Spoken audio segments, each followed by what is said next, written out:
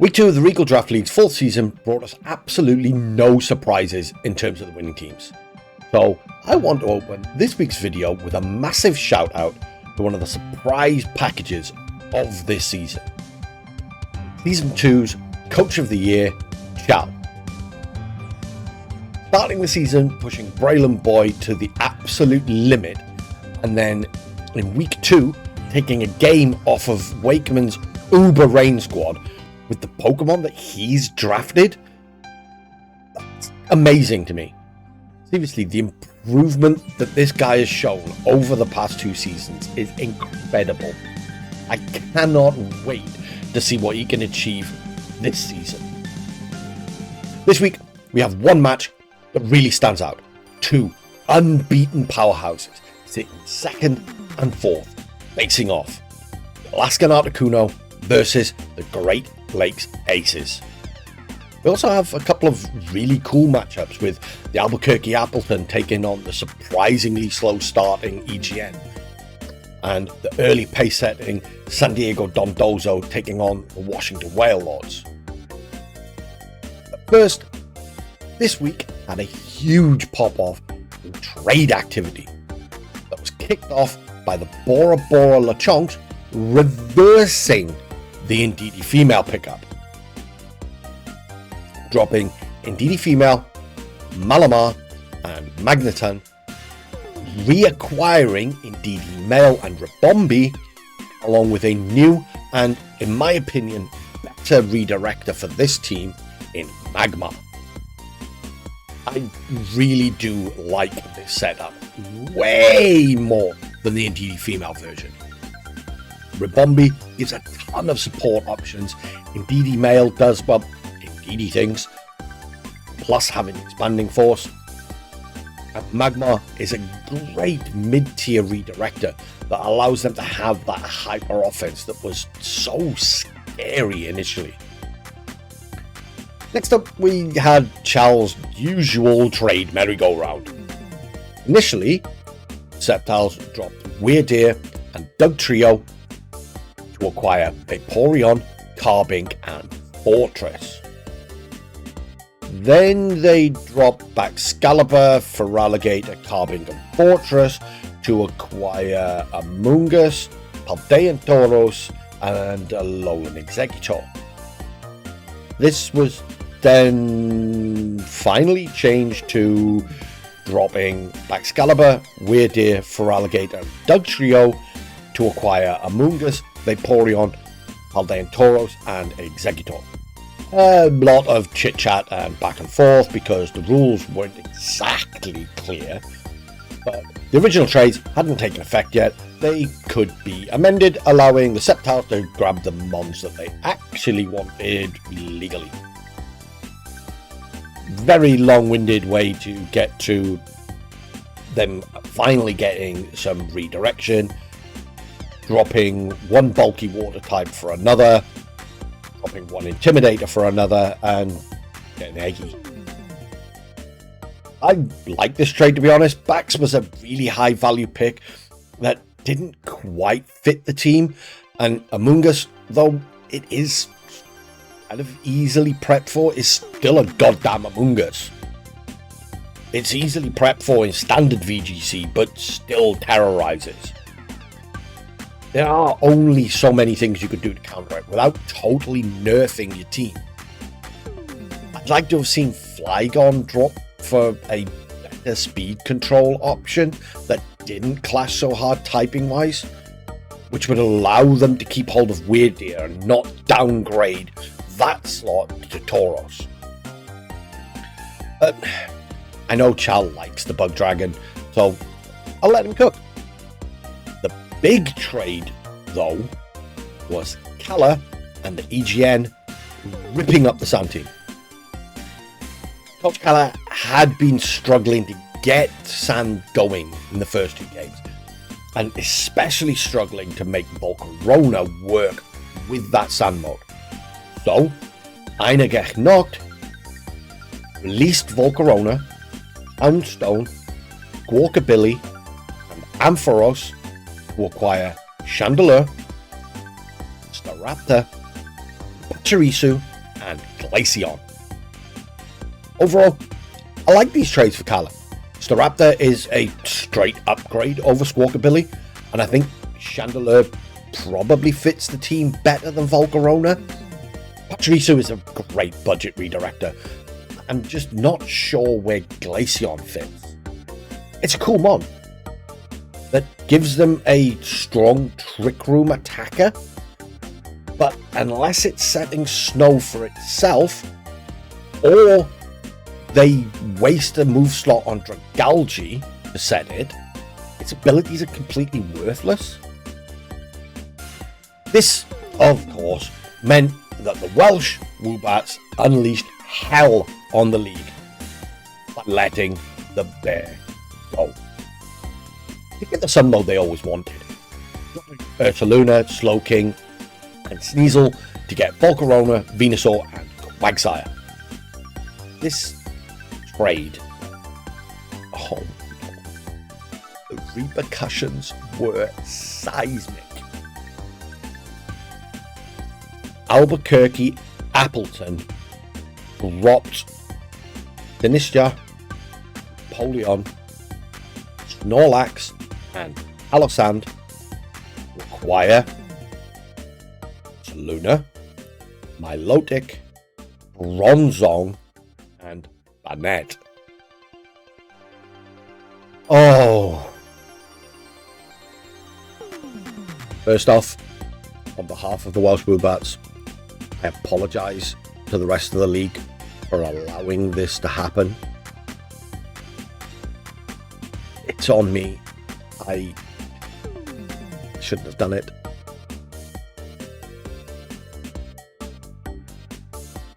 Upgrading Snorlax and Sinistra to Ursaluna Bronzong is insane. Empoleon to Milotic is kind of a side grade. I'm interested to see what they have planned there. But Bronzong gives you some of what made Cressluna so powerful in an obviously budget form. Consistent Trick Room setter with Levitate next to Destructo Bear with Earthquake.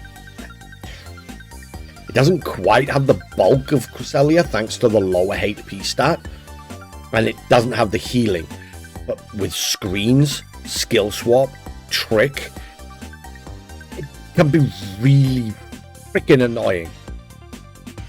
And with Iron Defense Body Press, it can even be an offensive threat next to the bear to take advantage of its own Trick Room. I wish I'd seen its value when I initially drafted the bear. Not sure how much difference it would have made to my team. I still don't think Ursaluna fit what I was trying to achieve, but it may have made it a little bit easier for me to team build with it. Absolutely insane trade. Again, I apologise to the RDL for allowing this to happen. It's made this team far scarier, and I already liked it.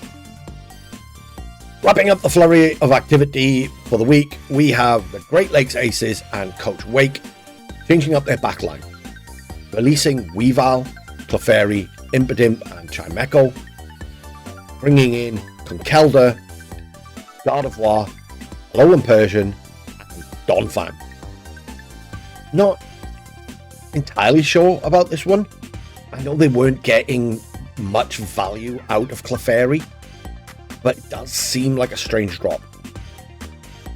I love Gardevoir and Persian.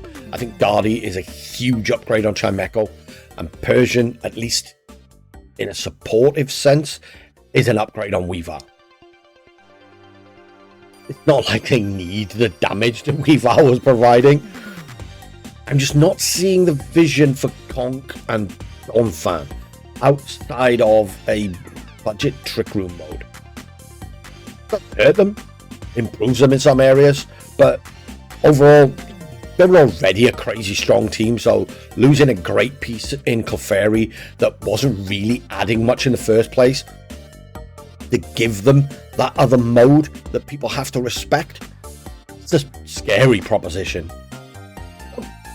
With that, we are all caught up on the roster changes. So let's dive into the battles. We open up this week's replays with a bottom of the table clash. As one of my early season sleeper picks in Saso and the tyrannical Tinkatons look to finally get their season rolling against Season 2 Coach of the Year, Chal, and his East Austin Sceptiles. Is this the matchup we're finally going to see Kilo Swine kick off? Or will the sussy shroom put everyone to bed? I love Mama Swine in this matchup. Pretty obvious, but that ice and ground offense just runs through the majority of Chal's squad. Eventually Blaziken too. With speed boost, plus Chal's lack of fighting resist outside of Skeledirge, which gets bodied by Mama Swine, and Amoonguss, which really doesn't want to take a fire move. It's really solid here. Obviously, if you're bringing the Quake, you have to bring Hydreigon and or Kilowattrel. Offensively, Kilo isn't great, but Tailwind plus the ground immunity make it a great support to get Mamo online. Hydreigon, though, could be a nightmare for Chal to deal with. If Tailwind is up and he hasn't been able to set his own speed control. With that thing outpacing his dragons and dropping Draco Meteors on everything, it's going to be a bad time to be a Garchomp. Chal, careful positioning of Amoonguss is going to be key in this one. He's going to have to terror it, in my opinion. With Saso only having Lurantis as a grass type, which I don't think really does anything in this matchup, and for Farigiraf with Satsipper, there's only 2 Spore immunities, one of which probably doesn't come. So there's a Terra Grass and a Safety Goggles to worry about for immunity to redirection. Beyond the Shroom, I think Hoodra has a decent matchup here. Yes, it's weak to ground and fighting. Natural bulk combined with iron defense should make it able to 1v1 Mamo or Blaziken unless they set up themselves. Our squad is really tough to pin down in this matchup. Krookodile is good because it deals with Farigiraf and has Intimidate. That means doubling up on ground typing if you want to match speed with Flygon's Tailwind. It also probably gets wrecked by Blaziken even after an Intimidate. You could instead set Trick Room with Executor. That means doubling up on Grass with Amoonguss. And offensively, Grass just isn't good here. So he has a hard time taking advantage of it. Don't really see a way through for Chal. It's not a terrible matchup for him. It's not going to be easy to play through. Okay. For Saso, it's kinda as I expected. Blaziken's there, Mamo's there, Kilowattrel, Hydreigon. It's pretty much what you would have thrown together just looking at the 2 squads in the matchup screen. You probably have come to this. I may have put in the Farigiraf over the Furret, but I think with a lot of what Chal's team does being single target, the Furret works. And you'd almost expect Chal to have over-prepped for the Giraffe. On Chal's side, I'm absolutely flabbergasted that you see Garchomp, Krookodile and Flygon. but you don't see Hisui and Gudra. I would love to know what Charles thinking there. That really makes very little sense to me. But Charles proven us all wrong before, so let's see what he's been cooking up.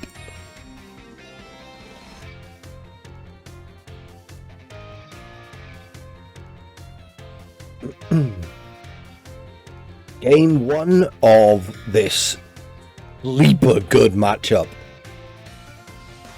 What are the leads? Mungus Flygon for Chal. Spirit Blaziken. Saso. Oh, it's Air Balloon Blaziken. I like it. Mazelli Berry on Flygon.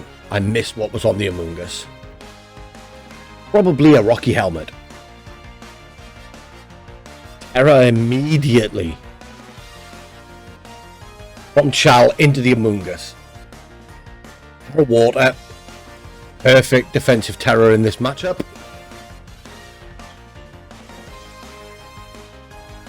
Blaziken protects. Protects. Okay. Bulldoze. Okay. I actually really like that. That's a funny tech. I like it.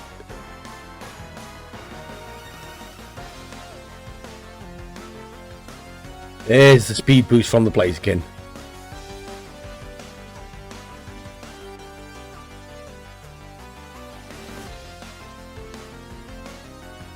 Though I don't understand the Bulldoze when you've got the air balloon on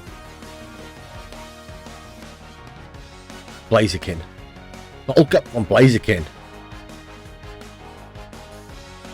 There's a Tailwind from Flygon.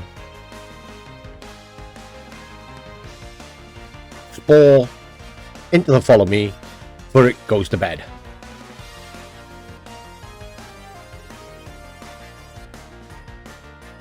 Blaziken has now matched the Tailwind.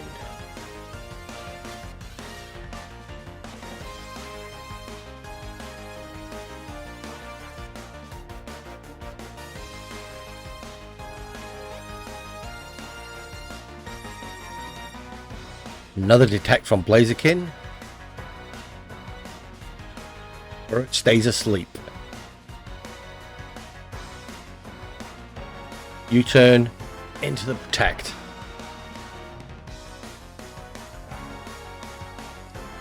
And Clear Smog into the Protect. You'd have gone with the U-turn into the Furret. It had to be asleep. It couldn't protect. Oh, Blaziken switches out. That's an interesting choice.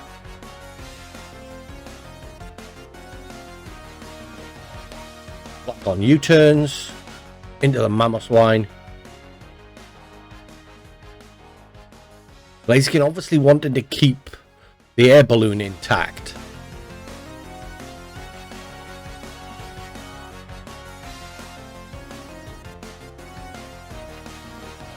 What's Chal sending out here? Garchomp. Clear Smog. Into the Mamoswine. Yeah, I guess Blaziken was going to lose all of his boosts anyway. It's the Clear Smog, so Furret gets... I think Furret's guaranteed to wake up this turn, so Chal's kind of wasted his sleep turns there. Oh, Furret stays asleep. Okay, that was a full 3-turn sleep. Ice Shard from Mamoswine. Almost one-shots the Garchomp. And nap time for Mamo now. Tailwind is gone.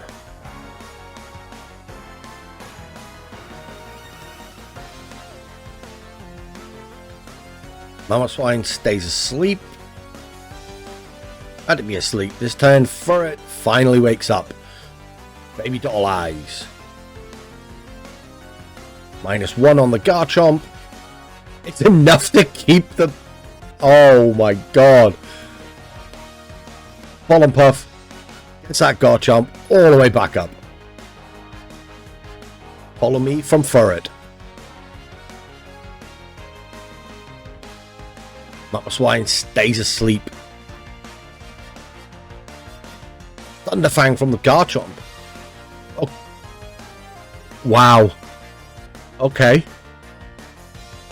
Garchomp protects.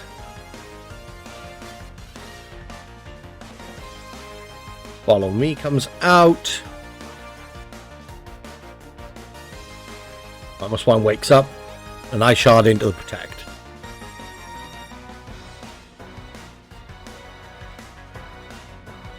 Four. Puts the Furret straight back to sleep.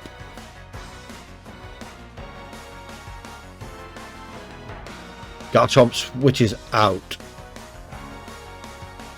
In comes the Dirge. Gonna take those ice shards a lot better. Furret stays asleep. Ice shard. Yeah. And the Pollen Puff finishes off the Mamoswine. Finally, the Mammoth goes down. Blaziken comes back.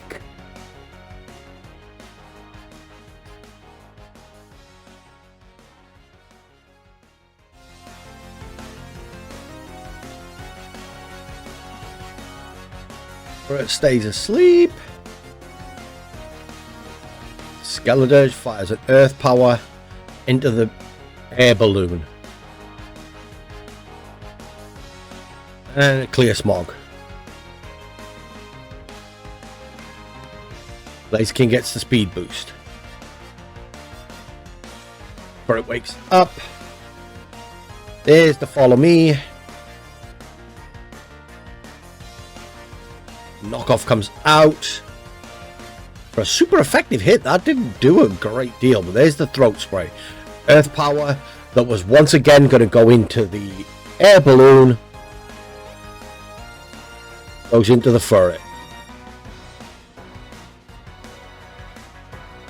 So does the Clear Smog.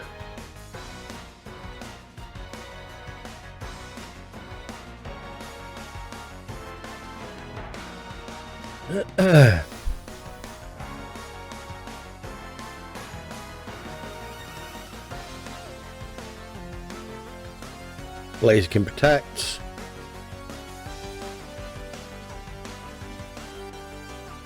There's a Rage Powder finally. I think that's the first time Amoonguss clicked Rage Powder. Super Fang though connects. Brings it into Citrus Berry range.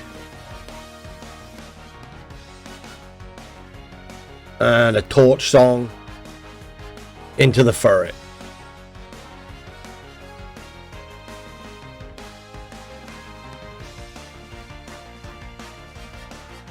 Blaziken gets another speed boost.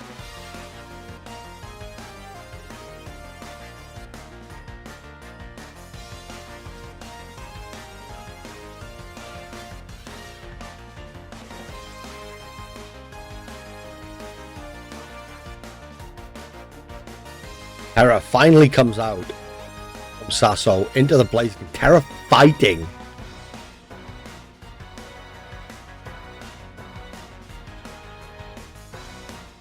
Protect from the Dirge. Close combat from Blaziken. Oof. That's a lot of damage.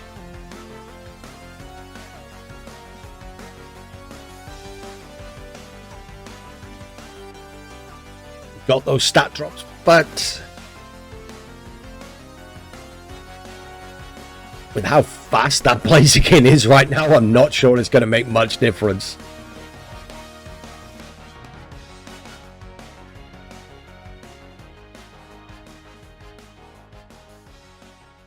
Here comes the Flygon.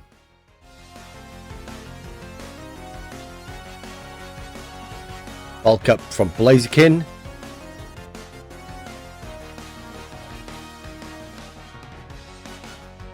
U-turn from Flygon.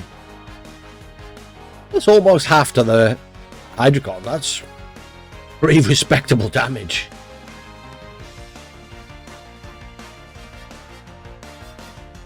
Back comes the Garchomp. Dark Pulse. Yeah. Finishes off that Skeledirge.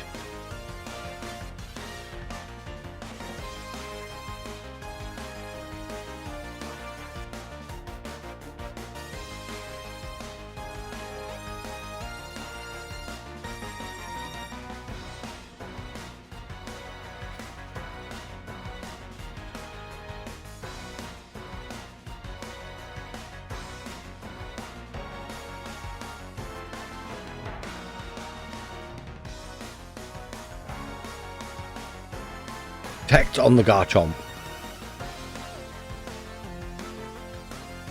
Close combat from Blaziken. Is this going to be enough? I bet it is, yeah.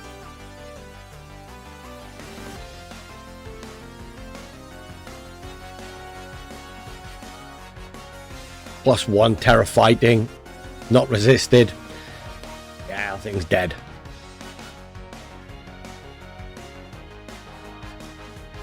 That's got to be +6 Blaziken now, right?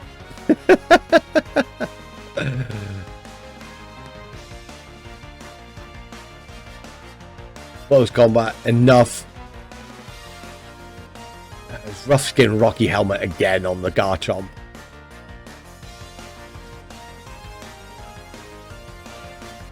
Chow played that pretty well. He just never took advantage of the sleep turns.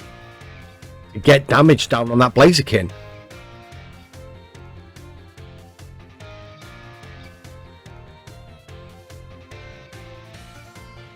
Saso played the protect between game really well to stall out the sleep, but there's a fairly passive game one from both. I understand Saso wanting to protect that air balloon on Blaziken, and he wanted to give his Furret as much time as possible to wake up.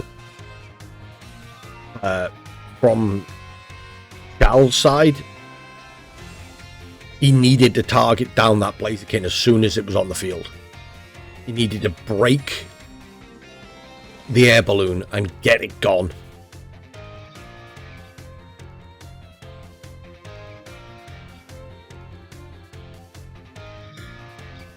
He really has nothing on his squad that's going to want to take that close combat.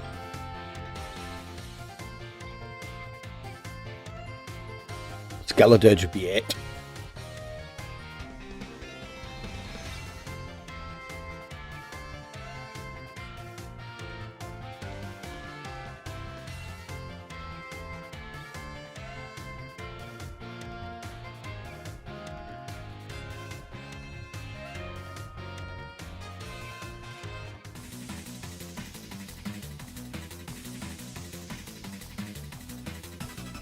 Mungus Flygon again. Blaziken Furret again. Citrus Berry and Roselli Berry.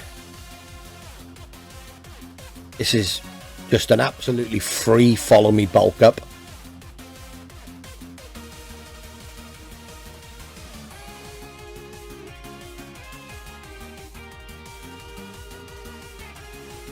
I don't think Saso has revealed what the fourth move is on Blaziken either.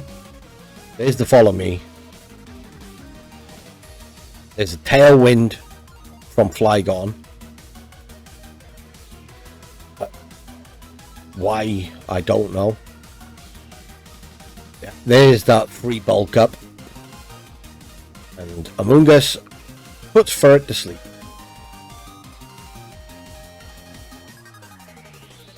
There's that's +1. If you're Chal, you know based on game 1, he's going to protect that Blaziken. And he does.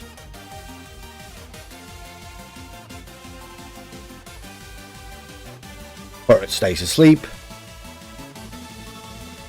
Bulldoze. It's got an air balloon. That Bulldoze is not hitting Blaziken.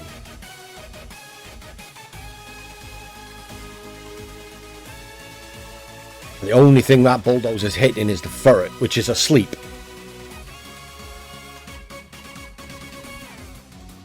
The Mungus switches out.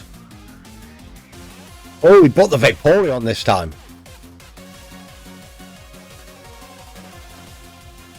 Terra coming out from Saso. It's going to be into the Blaziken. It's Terra fighting again.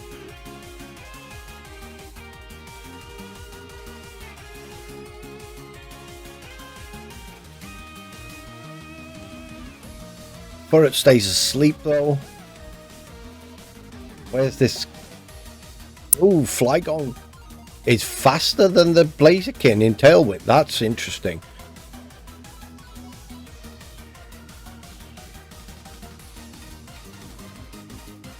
The Mungus gets the Regenerator. Great play here actually by Chal. +1 Terra fight in close combat. Was a phenomenal play by Chal. Absolutely phenomenal. We now have a +3 Blaziken. Still has not been hit. Protect, so he's not getting hit this turn either. Gold goes into the Protect. Clear Smog goes into the Protect.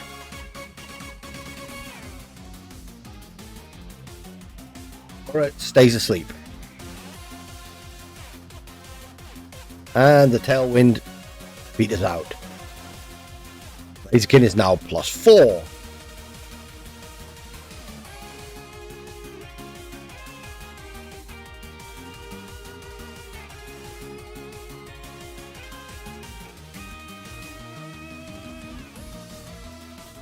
Finally wakes up. Gets off the follow me. Knock off into the Vaporeon. Now he's revealed that there's no fire move on this Blaziken. Scald goes into the Ferret. Not enough for the KO.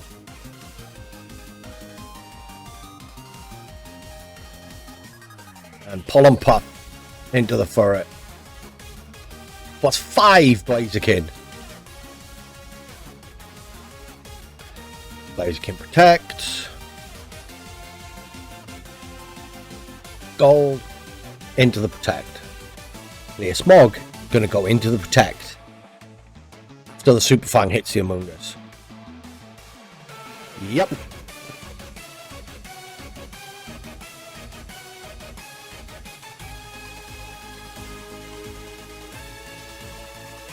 Mungus switches out. Who's going to take this close combat to the face? Flygon.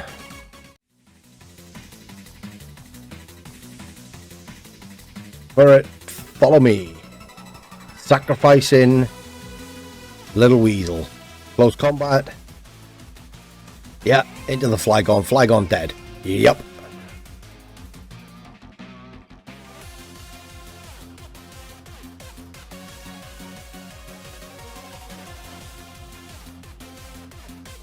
Gold finishes off the Ferret.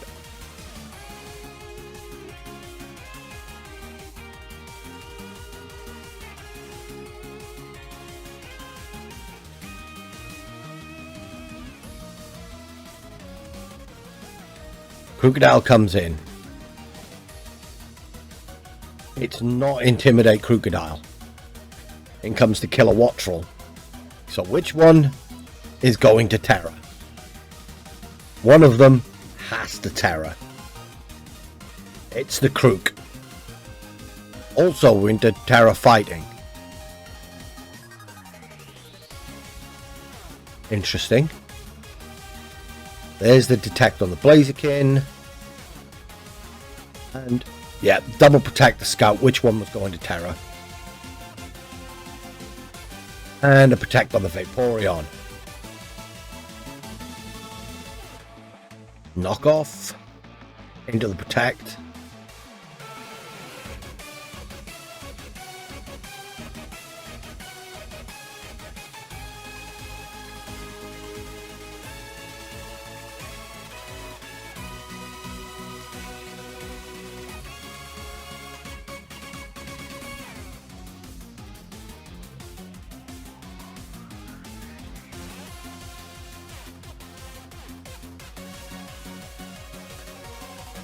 Vaporeon switches out. In comes Amoonguss.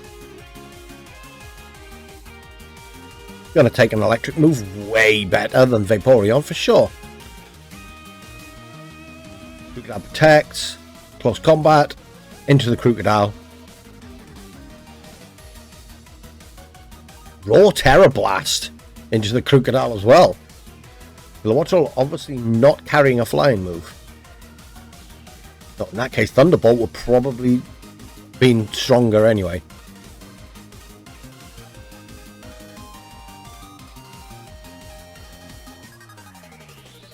The Amoonguss immediately switches out. Back into the Vaporeon. Close combat. Not taking the bait, into the Crocodile, one shot.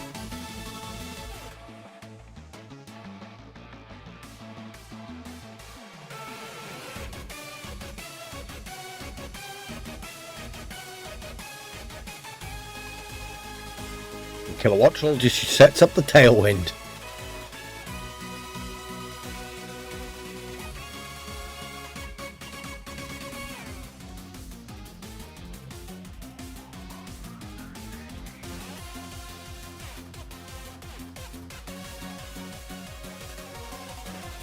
Shell just lets the Vaporeon go down.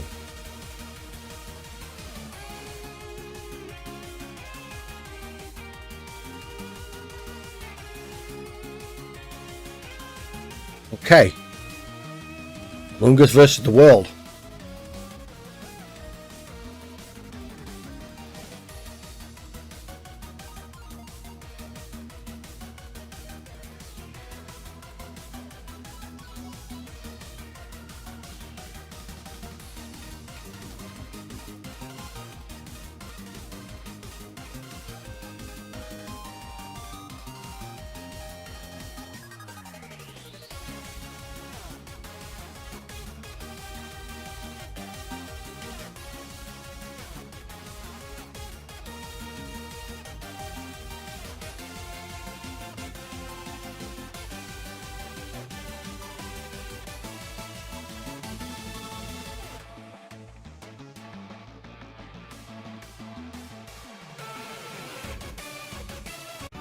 Now, we have a couple of non-replay matches.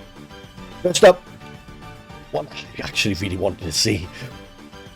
The current table toppers, San Diego Dondozo, versus newcomers, the Washington Wailords. It's an interesting matchup. On one side you have the Trick Room leaning, high power, special offense of the Dondozos. On the other, you have the more physically offensive priority spam of the Wailords. Of course, that's just what the surface tells you. Dig a little deeper and you see that with some speed investment plus Electro Webs or Tailwind, any team can easily keep up with some of the faster teams in the league. And Profit Squad could easily become a super fast hyper offense or tough to deal with balanced team. There are massive threats on both sides, but the Dondozo having Tauros' Intimidate to slow down the mostly physical offense of the Wailords, and the Wailords having nothing really to slow down Blood Moon Ursaluna outside of screens on Clef or Magnezone. I have to give the edge to Evney. This turned out to be every bit as close a matchup as I thought it would be. Game 1, Evney brought a Sun mode with Camerupt and a Slowbro.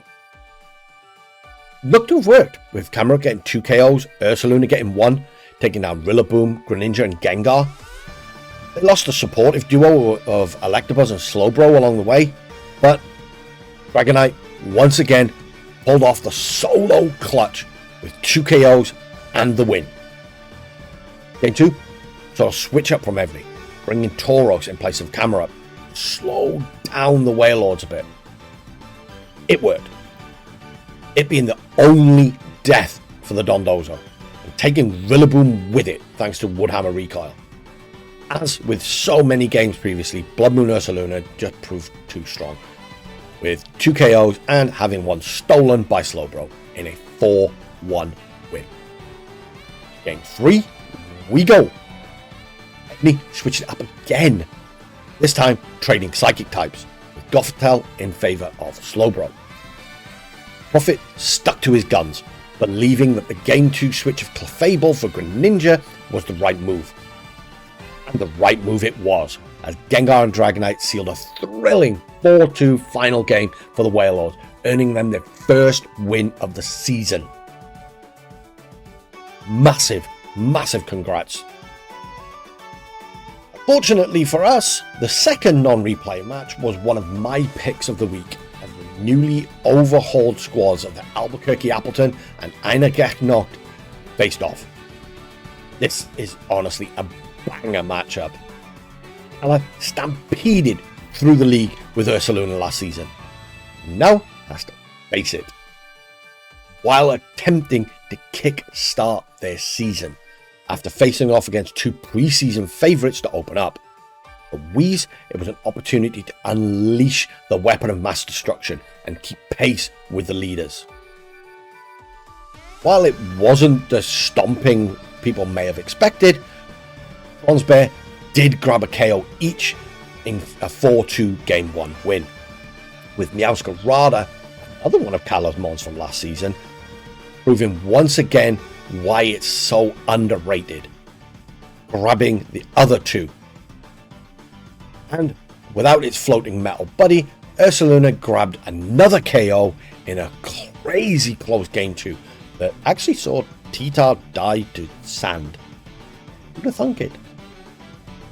As the Appletun ground out a 4-3 win, taking the set 2-0.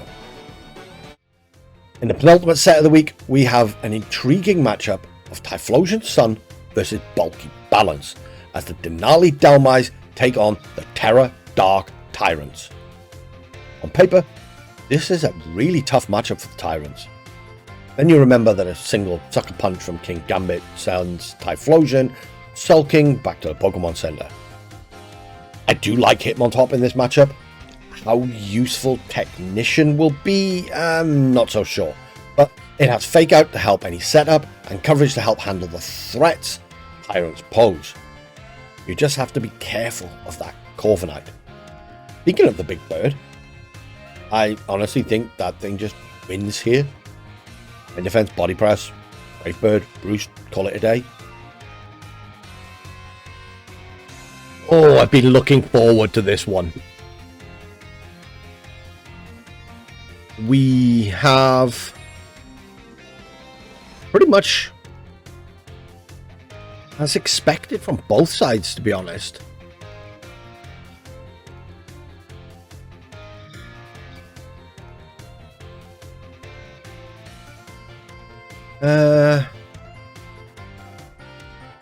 Hold up, wait. There's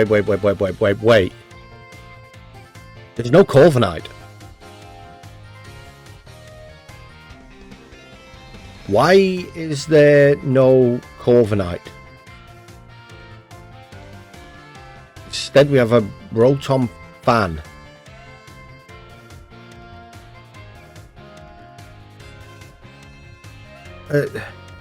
I guess the Rotom does deal with its water brethren better than the Corviknight does, but you've got Serena to deal with the Rotom.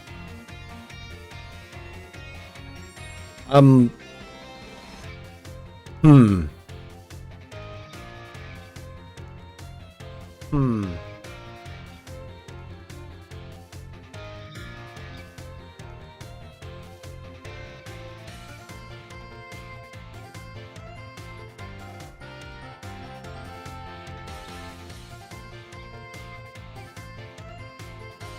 1. What are the leads? Typhlosion and Hitmontop. King Gambit and Sarina. Frisk, Safety Goggles, King Gambit. Choice Scarf, Sarina. Uh-oh.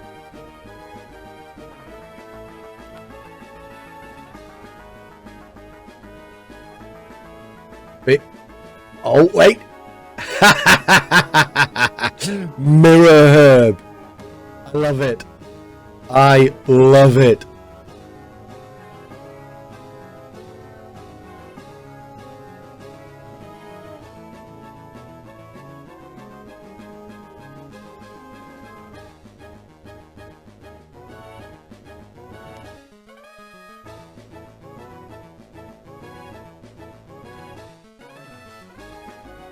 Yep, Serena, not wanting to take an eruption, switches out into Arcanine. Checked on the King Gambit. Wait, that's not an Intimidate Arcanine.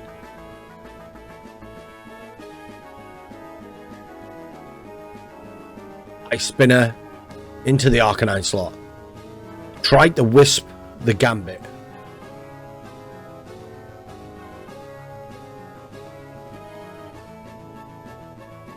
Typhlosion switches out, not wanting to take a Sucker Punch. In comes Scizor.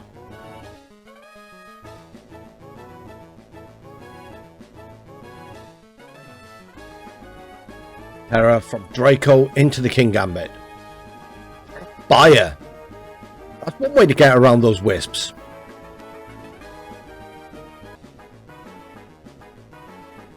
Close combat. Oh, that still almost takes that King Gambit out. But now it is dropping defenses and in comes a Flare Blitz. Bye-bye Hitmontop. And we have a disconnect.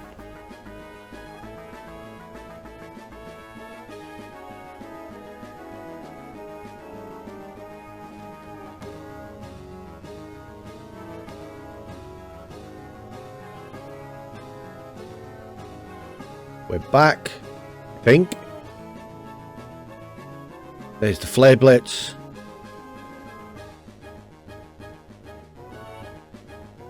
Terra Blast. Oh!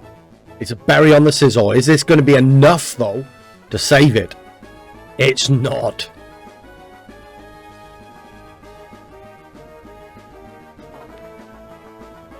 Thanks to Draco for the little editing there. Saves me having to cut it out. Comes the Typhlosion. And here comes the Rotom. Oh, it's an Assault Vest Arcanine. Assault Vest Flash Fire Arcanine. I like that set, actually. Terra from the Dhelmise. It is into the Typhlosion. It's Terra Dark. Ooh.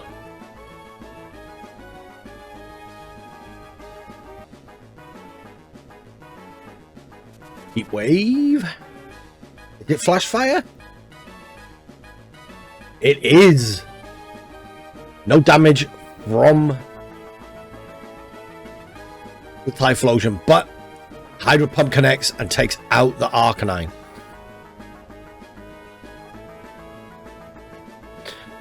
Was that Specs damage from that Rotom? Sucker Punch. Still does a great chunk of damage, even though it's resisted. And U-turn finishes it off. Great targeting there by Draco.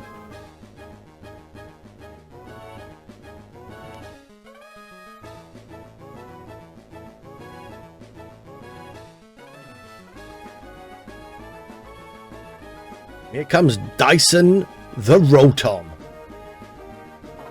Hydro Pump was targeted into the grass type, but still gets the one-hit KO.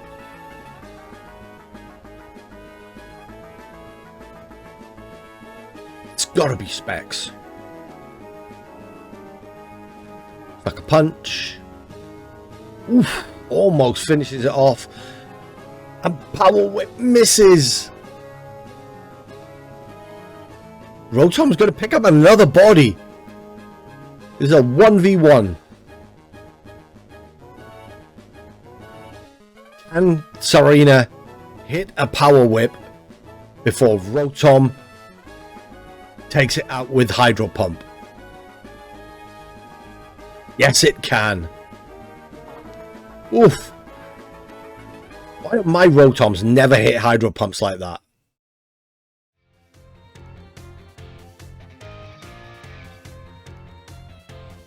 I'm not sure what Breloom can change up here. The Intimidate Mirror Herb on Hitmontop was a nice touch, but it was just too frail to live long enough to make use of it. I don't think you bring the Scizor now, so you might as well bring the Breloom, I guess. Murkrow's kind of pointless against this slow team. Let's find out.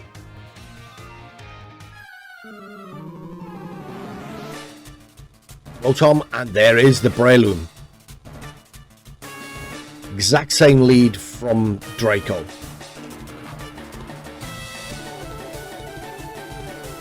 And Gambit protects. Oh, it misses again. Or into the safety goggles, King Gambit. Trick.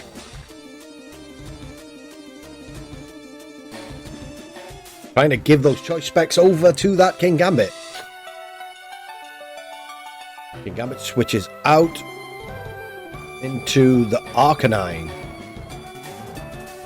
Terra from the Dhelmise. Rotom is once again a Dark type. Once again, Rotom is also a Dark type. Still almost gets taken out by that Power Whip. Spore goes into the Arcanine. Shocked that Breloom made that read 2 turns in a row. Frick. Rotom gave over choice specs to Arcanine and received an Assault Vest.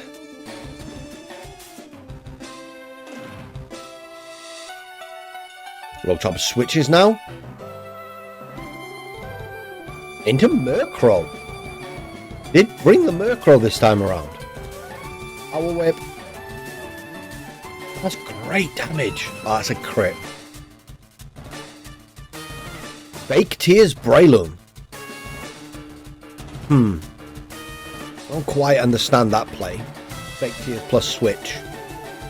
Especially when you're switching into a physical attacker. Bullet Seed into the Sleeping Fire type. Okay.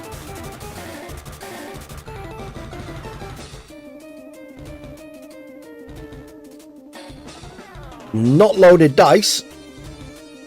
I don't know what the Murkrow was doing. And the Murkrow goes down to a second Power Whip. Arcanine stays asleep.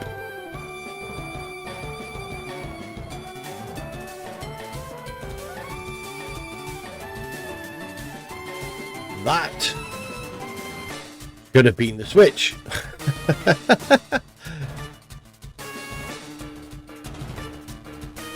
Arcanine wakes up. It's off an extreme speed. That's a bulky Breloom. Bullet Seed once again.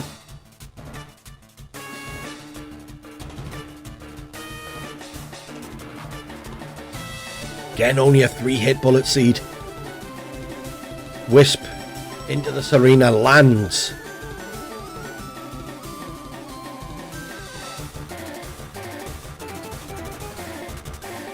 Yeah, but because of that Wisp, Breloom takes that Power Whip really well.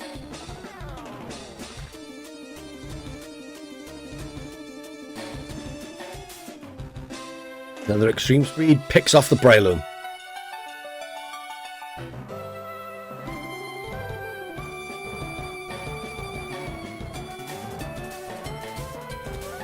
Heat Wave finally takes out the Serena. Don't have to worry too much about giving a fire damage boost to the Arcanine because it's locked into E-Speed. Here comes the Rotom. And Whitebeard the Furious.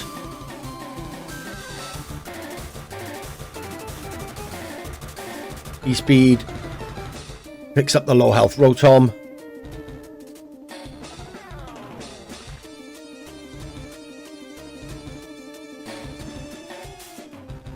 Heat Wave comes out. Flash Fire doesn't affect it. Huge damage on the Zoroark. And out comes a Shadow Ball. Typhlosion down. Game 2. And the set goes to Draco and the Terra Dark Tyrants. Finally, the game of the week. Lascan Articuno versus the Great Lakes Aces. This is a very tough matchup for the Articuno. To be honest, Wake and those Aces are going to be a tough matchup for anyone. But for me, he just doesn't have a great way to hit Archaludon. And Wake has a great team to counter Dengo.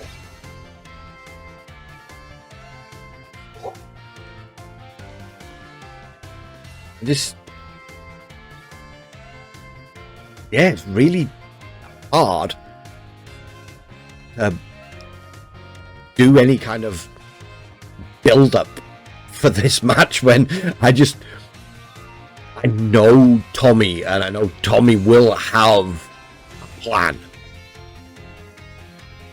You know, he knows his team, he knows what he's drafted. But me looking at it, I don't see an easy, well, maybe easy is the wrong word. I don't see a consistent victory for him. So I'm going to dive right into the match and we'll see what he's come up with. Okay, we've got the Grimmsnarl, so he's bringing the screens. We've got the Zoroark. Salamus is a good call. I do wonder what set he's got on it. Salamus has some really good coverage, so depending on Terra and all that sort of thing. We see the Sylveon, which, again, like Salamence, with Terra to keep it safe, could put in some work against that Archaludon. The Heracross. The Heracross could put in some work. I overlooked it because it's a Heracross. It's... yeah, it just... yeah. It's a funny little bug Pokemon. But that Tommy's cooking. I like this. I like this a lot. For Wake, we do see two of the new signings in Alolan Persian and Gardevoir. Persian is just a very, very good support Pokemon. And Gardevoir, I'm a big fan of Gardevoir. So, wondering what set he's brought on that. But yeah, it's Archlegion Rain. We do see the Lycanroc. I did like that Lycanroc pickup. That's a good grab. Claws is just such a good ability. Yeah, it really is just that top 3 +3 matchup dependent mons, and that's so hard for coaches to build around. You know, Wake has just drafted a very, very strong team, and I like his approach that he's taken.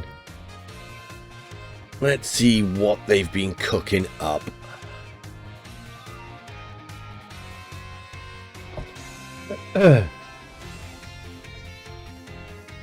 All important game 1.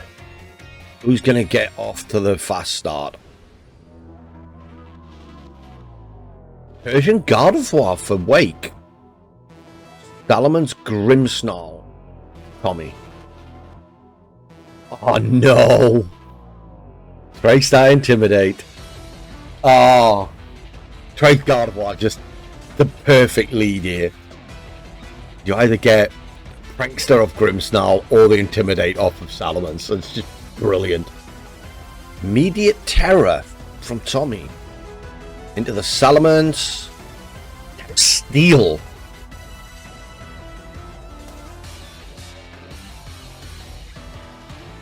Back out on the Persian. Parting shot on the Grimmsnarl.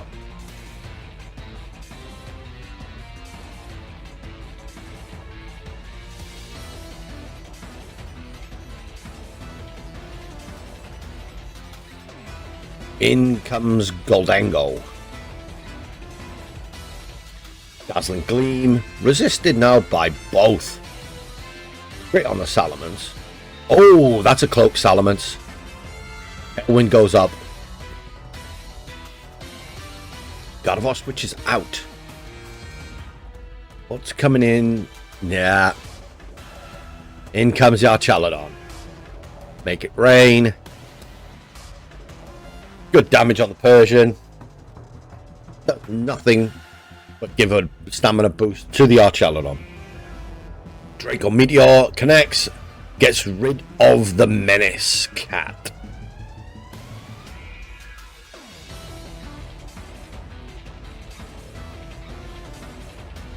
And now both of your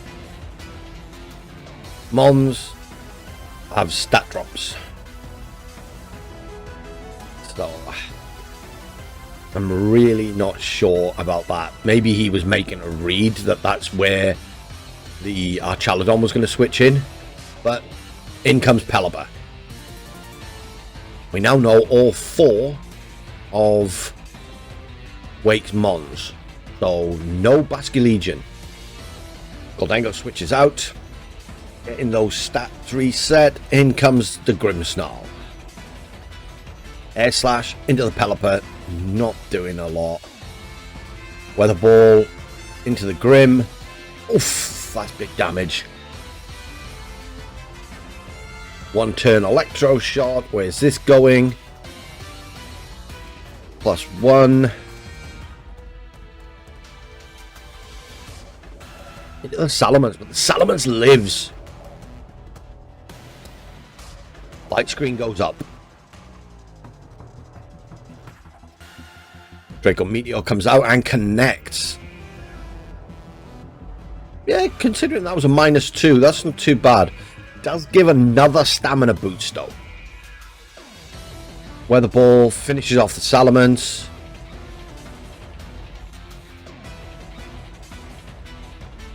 Tommy's Terror is down, but it kind of did its job, I guess.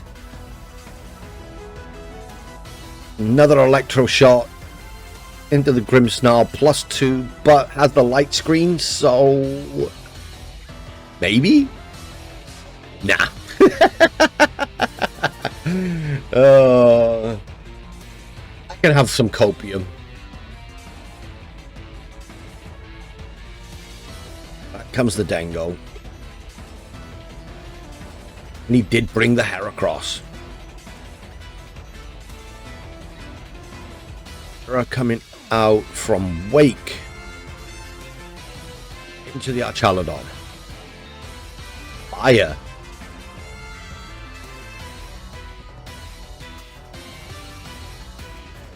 Removes its fighting weakness and its now resists fairy.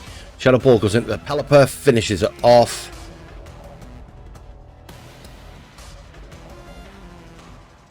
Close combat from the Heracross. Oh, that does nothing.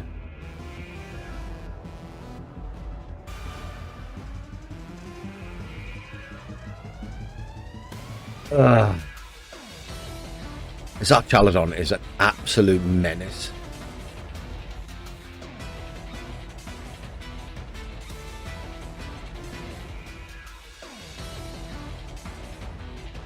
+3 Electro Shot deletes Goldango.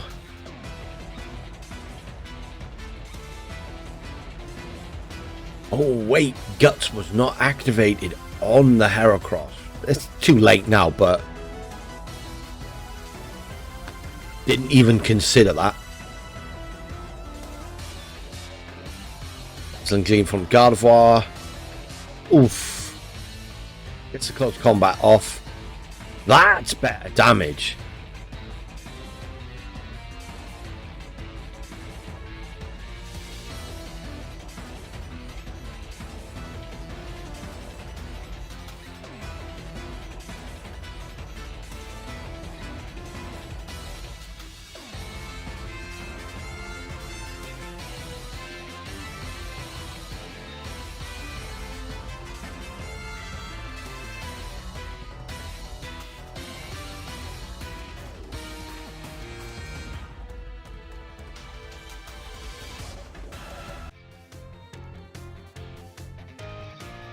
Was good, solid play by Wake there. His prep was fantastic to the point where what he brought to the battle just gave him those consistent, reliable options that he didn't really have to think too much about, and kept Tommy on the back foot from turn one. Hard to put into words, but I like that team building, and that started with his draft. On we go to game 2. How is Tommy changing things up?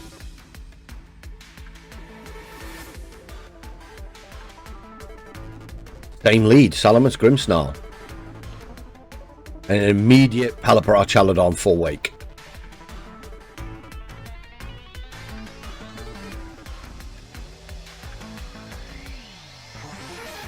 Does Tommy have Sunny Day on that Salamence? I think that is one surefire way to slow this team down.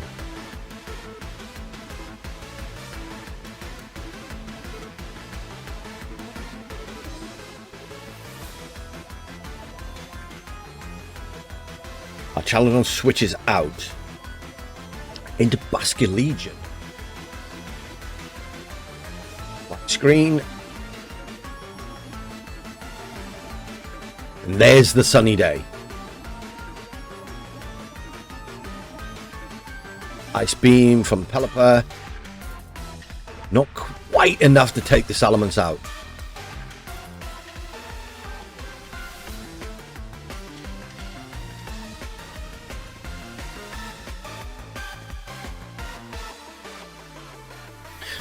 Now Tommy forces the switch on the Pelipper. You have to try and predict what's going to come in.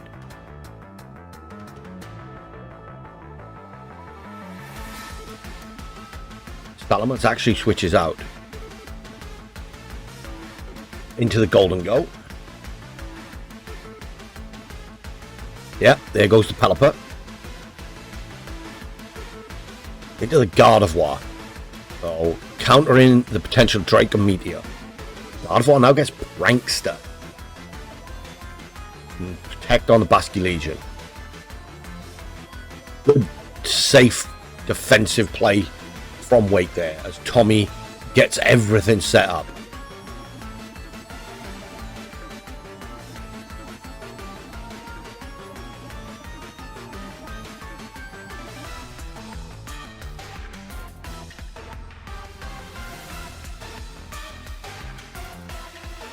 Tommy is kind of forced to terror the Golden Go here if he wants to do anything. Basket Legion switches out. In comes our Chaladon. Gonna take and make it rain a lot better than the Basket Legion is. And get a defense boost. Terror coming out from Wake. A fire on the Gardevoir.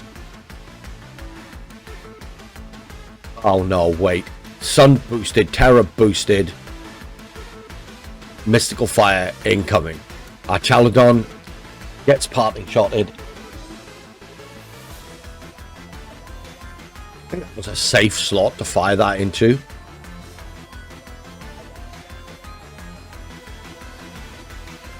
In comes Sylveon. Dropped the Shadow Ball.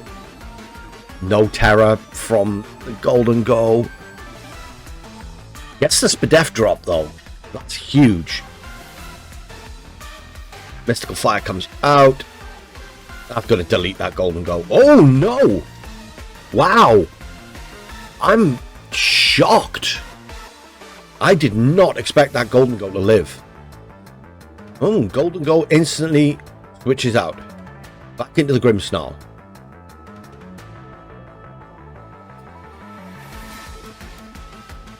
And in comes the Pelipper.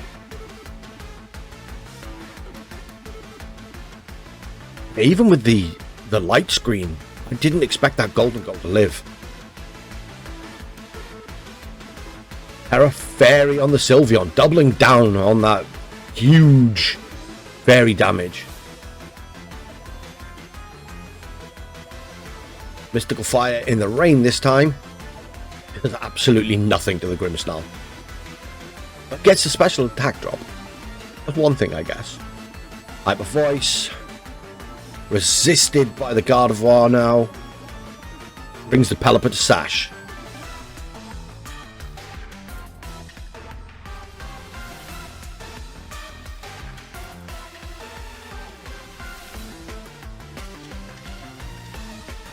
Now we have the Wide Guard Mind Games.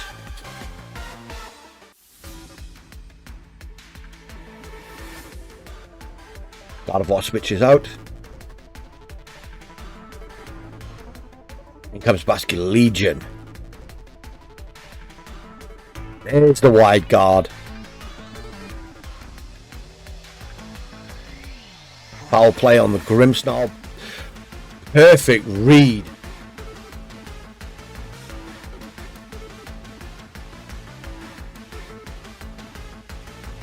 Wide Guard protects the Pelipper. That is the type of crazy reads that Tommy does. It saves him a lot of the time. Now Gardevoir comes back in. I'm guessing the Sylveon is choice locked into Hyper Voice. And Grimmsnarl doesn't have Fake Out. Dazzling Gleam. No Wide Guard from the Pelipper. Instead opting for the Weather Ball. Good damage on the Sylveon. Foul play. Finishes off the Pelipper. Then this Hyper Voice is going to be single target even though it's resisted.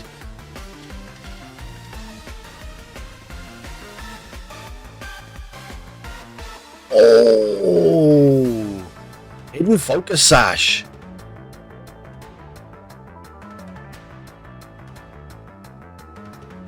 I think it is probably enough chip on the Sylveon though that one Flash Cannon would probably be enough to take it out. Which is, it's really unfortunate for Tommy. That Sylveon put in some work. Parting shot. Now have a -1 Chaladon.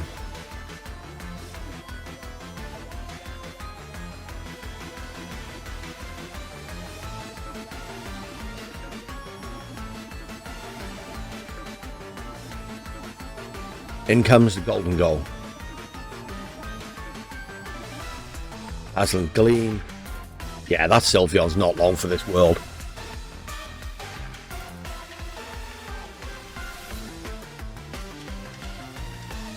Oh, he went for the electro shot. So this now brings him back to neutral. Is it going to be enough? Should be. Oh! I always forget how how specially bulky Sylveon is. Hyper Voice. Takes out the Gardevoir. This is a lot closer than I was expecting.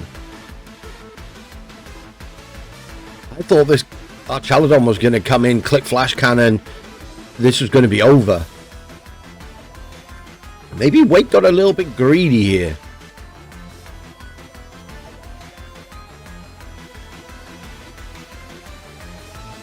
It is just a Salamence, so it's 2 low health mons, and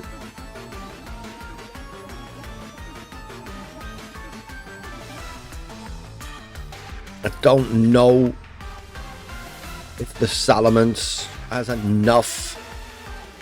Depends how it's trained. Well, no, that Chaladon is, yeah, it's a 14 HP. What was I thinking? On we go to game 3. Really well played by Tommy there. Really well played.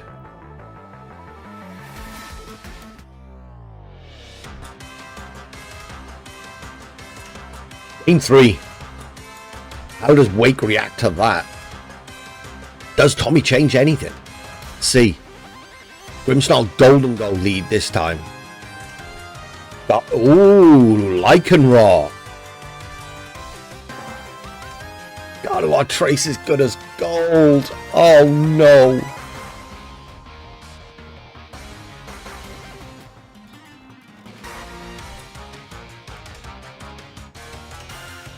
Lycanroc immediately switches out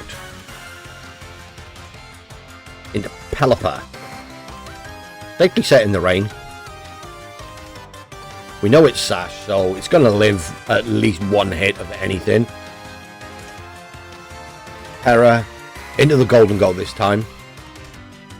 Terra Dragon expecting the Mystical Fire, but oh no.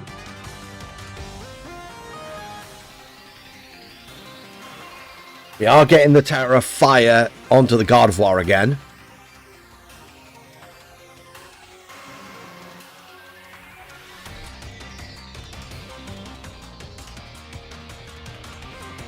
There's the light screen. Make it rain from Golden Goal. It's just not enough on either. And Moonblast into the Grimmsnarl. Interesting. I was expecting a read there from Wake. Yeah. Golden Goal expecting that Moonblast to come his way this time. Dives out into Sylveon. Parting shot into the Gardevoir that had traced. Good as gold. That was nothing. But Sylveon. Oh no! Where the ball finishes off the Grimmsnarl.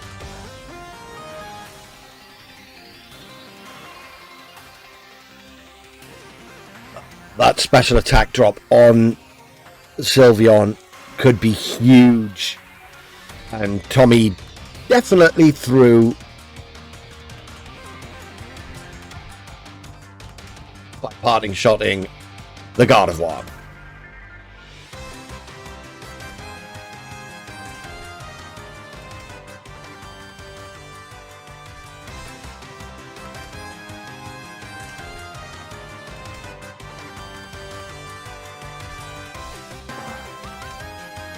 Back comes goal and go.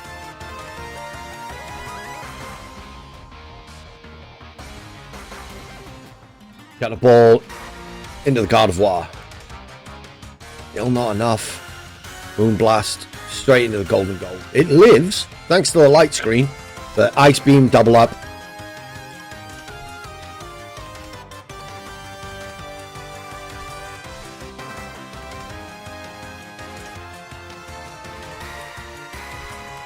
Voice. What again lives on one. What is Wake feeding this Guardy?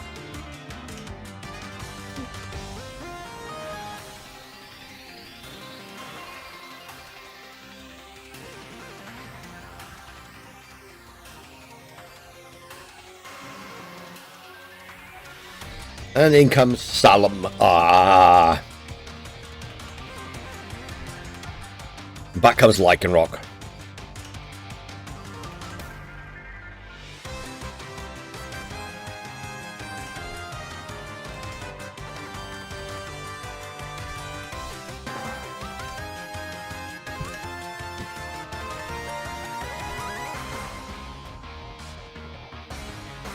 Air Slash finishes off the Gardevoir.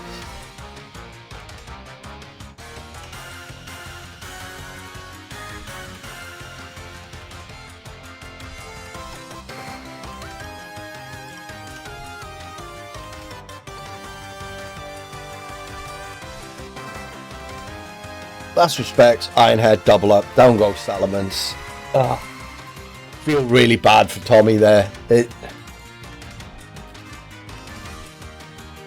One mistake kind of cost him the whole thing, as is usual with Tommy. We all know that throwing arm cannot stay out of it for very long. It had to come in eventually, but really, really well played by both coaches here. That was an amazing 3-game set.